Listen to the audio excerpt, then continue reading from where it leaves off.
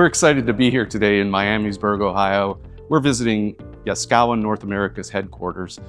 We're going to explore some Pendant Armor product, talk to some of their senior managers, and take you behind the scenes on the integration side of the floor in the back of this massive, massive new space.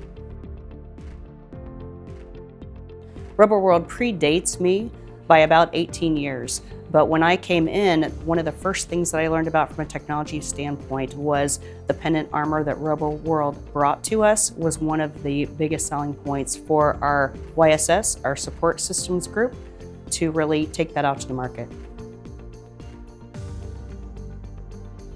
The customers wanted a way to protect their investments, and this is definitely a solution to do that.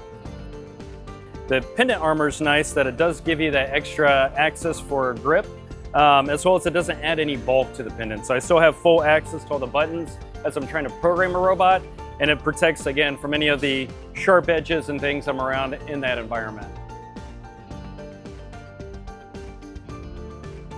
Pendant Armor lasts for several years. It is really something that protects both the investment in the robot and the pendant, but also keeps the uptime in the facility.